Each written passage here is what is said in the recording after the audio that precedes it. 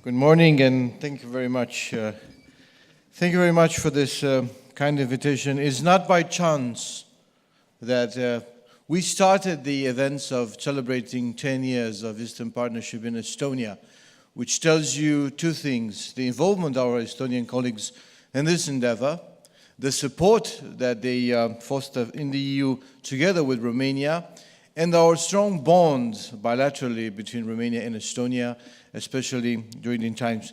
We share a lot of common, let's say, assessments and positions when it comes to our Eastern partners. And also, I would like from the outset to thank very much the Estonian Center for Eastern Partnership, the Minister of Foreign Affairs, and the European Commission representation for their involvement in this important event.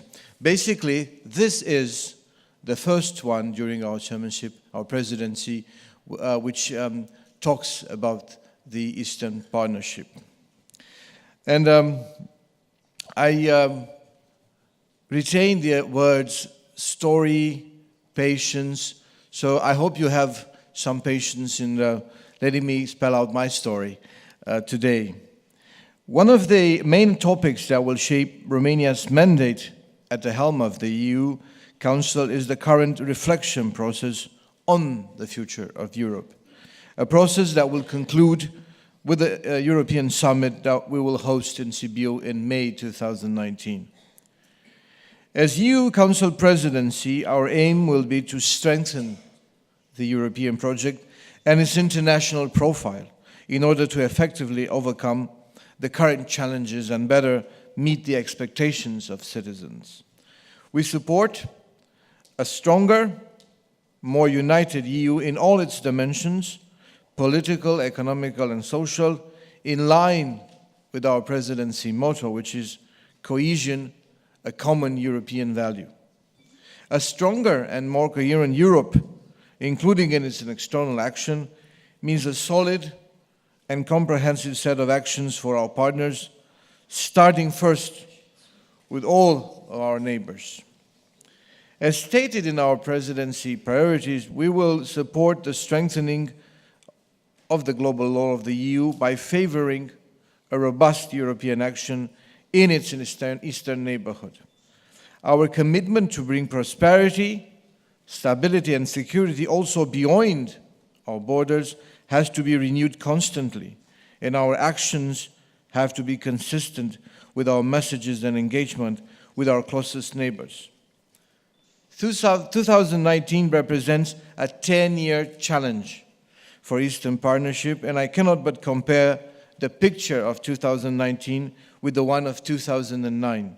In 10 years, we reached significant agreement associations and FTAs, visa-free regime for 3 of the most engaged Eastern partners, an innovative agreement with Armenia, a dynamic negotiation process for the new agreement with Azerbaijan, and constructive critical engagement with Belarus. We have agreed joint priority objectives for the 2020, and we have demonstrated commitment in implementing them in due time. Well, as I mentioned, Romania and Estonia share similar views regarding the strategic objective of the Eastern Partnership, as well as the importance of further supporting the aspirations of the Eastern Partnership countries that show willingness and vocation for continuing the European path. Continuing the efforts of the Estonian presidency in the second semester of 2017 that made possible, as also stated here, the adoption of the 2020 agenda at the EAP summit in Brussels, the Romanian presidency will further pursue the fulfillment of the 20 deliverables with tangible results for citizens across the entire region, building stronger economy, stronger governance, and stronger connectivity in stronger societies. As someone coming from the Eastern Europe, I remember that during communism time, the most oppressing feeling was that of isolation. We were disconnected from the outside world, no common news, no roads, and no common goals with the free world. After becoming independent states, most of our Eastern neighbors were experiencing the same feeling of being disconnected from the western part of the continent, from the benefit of access to the EU market, education, and opportunities for travel, and have exchanges with the EU citizens. But then the Eastern Partnership has developed and throughout the years put in place the proper instruments to bridge these divides. Romania will continue to invest in this initiative as EU presidency by organizing sectoral meetings aimed to achieve concrete results and to respond to the real needs of the citizens, notably by promoting interconnection. For digital markets, we will invite the EU and EAP ministers to advance the harmonization of the digital environment, such as broadband infrastructure and international mobile roaming among Eastern Partnership partners and with the European Union. For energy, we want to discuss concrete accomplishments of energy infrastructure connectivity projects, natural gas and electricity projects. The EU flagship project on developing the gas interconnector Iași-Ungheni-Chișinău with the Republic of Moldova is high on the priority list for bilateral cooperation between Bucharest and Chișinău, and also a concrete deliverable on the EAP agenda, as it will support creating a space for reducing the energy dependency of the Republic of Moldova. For transport, as you know, in January, the Commission announced the completion of the indicative TNT investment action plan, prioritizing strategic investments in transport infrastructure in the EAP region. The ministerial meeting to take place in June will be an opportunity for the decision makers to evaluate strategic investments in transport infrastructure with the aim of completing TNT network and foster connectivity between the European Union and its eastern neighbors. The EAP Business Forum that we plan to organize also in June in Bucharest is following a well-established and welcome tradition. Increasing trade and investments do have the ability to produce tangible results and improve the economic well-being of the citizen, thus are the core of the development of our relations with the Eastern partners.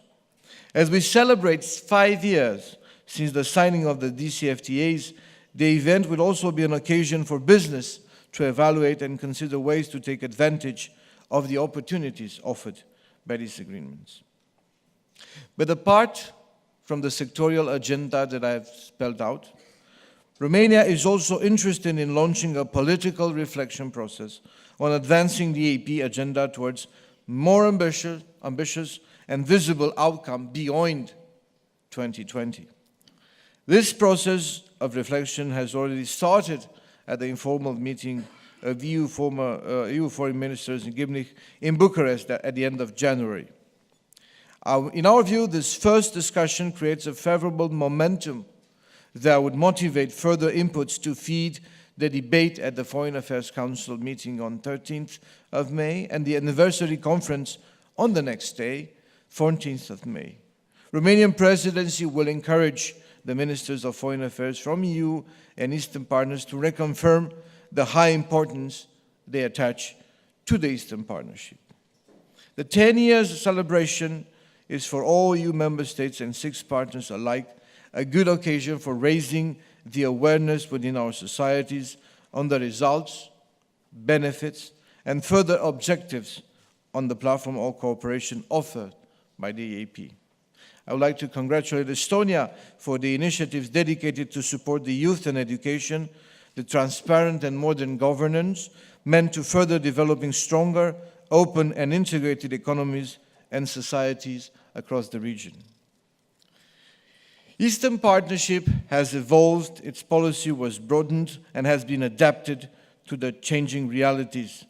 But the goal of increasing stabilization and resilience of the EU's neighbors remained the same. We have to continue our joint efforts for advancing the EAP formats and objectives, offering tailor-made approaches, allowing the advancement of reforms and democratic changes that are vital for defending and securing the core of our common values and principles across entire Europe. Against this considerable progress, it is, however, undeniable that a lot has been done and a lot has still to be done to advance the economic, social, institutional in the partner country, reforms in the partner countries desired and required for by their citizens. I am sure that the debates of this conference will bring an added value as it is the first and a very important step towards this reflection process that we prepare during our chairmanship. Thank you very much, and I look forward for interesting debates. Thank you.